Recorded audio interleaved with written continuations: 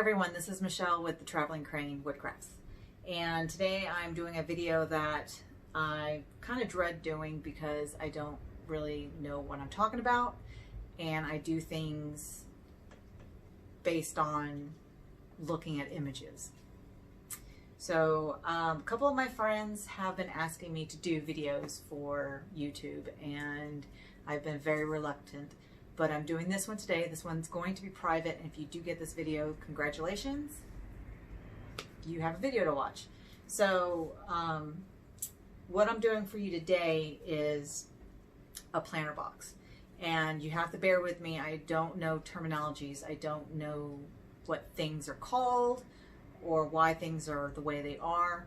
Like I said, I usually, when I build things that I like, that I see, but there's no instructions on how to do it, I just look at the picture, I examine it, try to get the picture from different angles, and then I just go from there. And I pretty much make things my own. So this is probably not like any other, well, it's probably like a lot of planter boxes that you have seen, but this is my planter box because I built it without having instructions. So here is a quick instructional video for you on how to make this. If you would like to have more in-depth, detailed look at how I did things, I will definitely send you the link to that, because I did make a video earlier this morning for my best friend who would like to build one of these at her home in Texas. Me being in Charleston, can't help her with it. So this is the best I got. So anyways, this is very simple. All my wood materials cost probably about $20. I used all leftovers that my husband had laying around the shop to build this. So, but if you wanted to go buy it, pressure treated wood is a lot more expensive than just regular wood. So you need pressure treated wood because this is going outside and you do not want this to rot. You can build this with or without power tools. I happen to have a lot of power tools, so I used it. If you have a circular saw, that will help cut your boards. If you do not have a circular saw, a regular saw will work. I do recommend a razor saw that I got from Amazon, and it cuts everything like butter. It's made in Japan. They're beautiful, easy to use, fast tools. But if you have a circular saw, definitely use a circular saw. But if you don't, you can make it work. So the only things you really need tool-wise, of course, is your material, whatever saw you're going to use. You're going to need some good wood glue. I use Gorilla Glue. I love this stuff. It dries pretty fast, and it will hold, it holds everything like, so if you put two pieces of wood together, once it's glued and set, it's like there was never two pieces of wood. Like it's one piece. It's that strong. That's why I like it. So this stuff works. You're going to need a drill with an interchangeable drill bit. So I got the screw on one side, and then I got a pilot hole drill on the other. The interchangeable makes it for easy work. So you just go pop it out, pop it in, and you're ready to go. But you definitely need a pilot hole to do anything, especially as close as you're getting to the corners. You want to have a pilot hole there so you don't split your wood. And I did this. I split the wood on one side of this build, but I'm not going to show it to you because then you'll see how sucky I am. Anyways, pilot holes are key. You're going to need some wood screws, of course. For the legs, I used 2-inch screws. And for the box itself, I used 1 1/4 screws. You're going to need a tape measure, of course. You're going to need some garden fabric. You will need a stapler. And the two most, I think, important things you need, unless you have someone here to help you, is you're going to need an extra set of hands. My extra set of hands are vice grips, and this thing I got from Amazon that was $13, and it's a lifesaver. I do not know what it's called, but it holds everything at 90 degrees. And as I have it on here to show you. Again, it's super simple. It's a strap with 90-degree corners. We got 4 90-degree corners, and this particular product is great for larger projects, excuse me. So you need one of these, and it holds everything square. So when you're when you're gluing it up and then about to put drill the holes, this will hold your project square, so you don't have to worry about everything just moving around and warping or going off in 3 different directions. The second thing I do recommend having is a pair of vice grips, or not vice grips, but quick grips. This again is an extra set of hands. So when you're doing the legs, which the legs are a bitch, just telling you. If there's an easier way to do it, I would love to know, but in this situation, this is what I did, and I'll show you what I did. But if you can find an easier way to do it, go for it. But these will help you, because this will hold your legs in place while you're doing the screws. Because that way you have this holding, and this holding. So you got 3 hands on that leg to make sure that it's level, straight, and secured, so you can throw that screw in and secure the legs. Okay, so those are pretty much the tools that you need. The wood that you need, of course, are pressure treated wood. So I used a 2x4 for the legs. I used 1 2x4 for the legs. I used 1 1x6, excuse me, 1 1x4, and 1 1x2. And some garden fabric. I had this garden fabric for about 3 years now. It's still a pretty thick roll. It cost me about $3 for that. It's not bad. Total wood cost, maybe, being that it's pressure treated, because it's a lot more expensive than regular wood. It's probably about $20, give or take. So yeah, a planter box for $20 you could probably build. The base itself, 6 inches is not going to be enough for growing space. So in order to make my box thicker, that's why I got the 1x4. So let me show you a sample. Here's a 1x6 and here's a 1x4. So what I did was I glued the 1x4 to the 1x6, making a 9-inch base. That's what I did.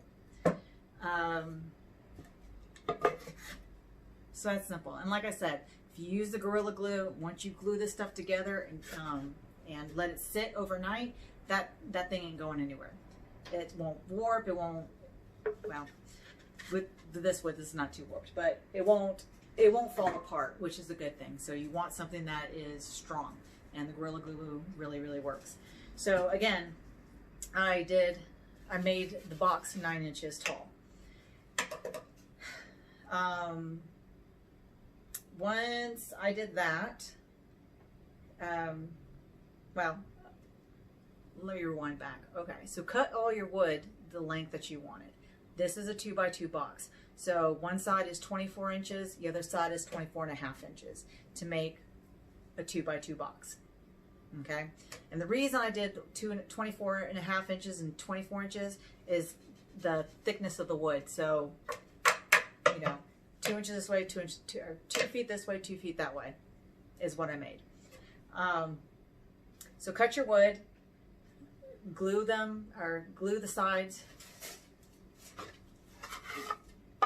Glue the sides to make a 9x9 inch board. And then once that is done, you're ready to assemble your box. In order to assemble the box, I just lay it out in a square on the ground. Make sure you have your, again, I don't know what this is called, but your framing square. Make sure you have this and at the ready, because if you are fiddling around with it to get it unwound and to put around your project beforehand, it's just a nightmare. So I'll automatically have it kind of sitting around your box, and then what you're going to do is you're going to take your Gorilla Glue, and wherever the boards are butting up against each other, that's where you're gonna run your bead line. So right here, here's my square. This board is butting up against this board. So my glue is on this board. Don't put too little glue. If you put too little glue, it's just not gonna work. Everything's gonna fall apart and just break. So use a good bead of glue and spread it out with your finger like buttering toast. You know, spread it around and make sure it's on there. Okay, all surfaces are been touched by glue. Put it in your box, butt everything up together. Put your frame thingy around it, tighten it up, make sure everything is looking squared and everything. Don't use this thing at the top or the bottom. Use it pretty much in the middle, and that way you can square up and make sure everything is even and leveled on the top and the bottom.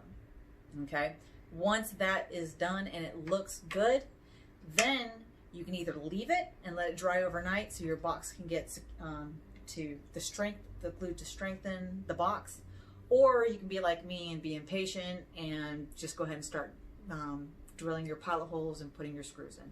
So again, like I said, drill pilot holes before you put in your screws, because you do not want your wood to split. My wood split on this project. That's a long story. So let me go ahead and show you. I'm going to pull out the inside real quick and try to show you some of the screws. I'm going to go ahead and release this, take it off. See? Okay. So, sorry. All right. So let me turn this. Let me show you what the screws look like. Okay. So as you can tell, I have 4 screws right here. Okay. These are for the legs right here, so don't worry about that. We're gonna look at these 4 screws here. So while the wood is drying and you still have your frame on, you can drill your pilot holes, drill 1 at the top, bottom, and 2 in the middle, because this is 2 pieces of wood that is made into one. Just in case, I put 4 screws. That way it's secured all the way down. If this pops off, this won't pop off now. This top one won't pop off. Even if the board split right here for some odd reason, like you didn't put enough glue like I did earlier, if you secure the middle part, you'll be fine. This ain't going anywhere. Okay, so once your box is done, you can start on the legs. Like I said, the legs are a nightmare.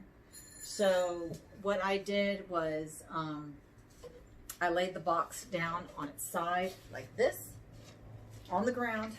Make sure you're on even ground.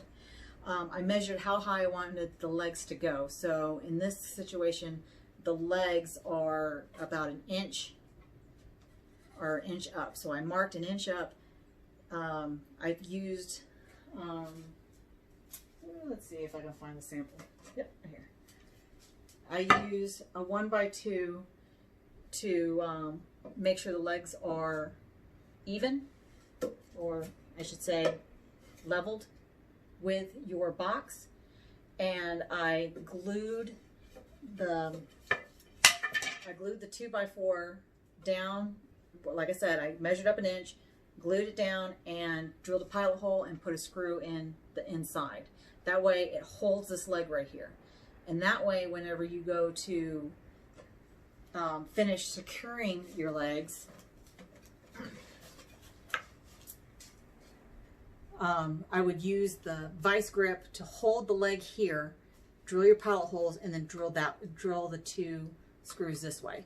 That way, that third hand, that vice grip, your third hand, will keep this straight and leveled, and you can finish up your project. Once that is done, then you just sit your sit your planter box up. Now you can do the base of where the dirt is going to be sitting. So I cut some 2x2s and I just placed them. Depending on how well you do your cut, you can, like mine are pretty tight, so I can just yank it up if I wanted to. Or you can tack it down, whatever you feel comfortable with. I don't do that to the bottom because being that it's going to be saturated with dirt and water, it could rot and it's just not going to look good. And you can always replace it. So what I did was I put the 2x2 on top of the legs. That way it gives you the shelf where your other 1x2s will sit on, and then you can attach your gardening fabric. So here are my 1x2s, and I cut about 5 of them, and they don't have to be exact. They just need to be able to sit on each side. Okay. This one already had my my planing fabric on it, so I can't really show you what I'm talking about. But if you have Instagram and go to the Traveling Crane Woodcraft, you can see pictures of my projects. So that was a motorcycle going past the house. So again, you put your 1x2s down to make a base. Cut out your your gardening fabric and then tack it down. Again, the reason why nothing's bolted down or screwed down is because you can replace the bottom if the bottom gets messed up, warped, starts dropping, whatever. You can do all that. So I do that, and there you go. 2x2 planter box. Very simple, very easy to make, very cheap to make. Something you can spend a Saturday doing without any power tools or with power tools, and with or without help. So if you have any questions, my husband's outside ringing his bell saying he's back from his bike ride. So we're gonna make this really quick and really short. So if you have any questions, please let me know. If you enjoyed this video, please let me know. And if you'd like to see more, please let me know and I'll think about it. So with that said, happy building, and you have a great day. Bye.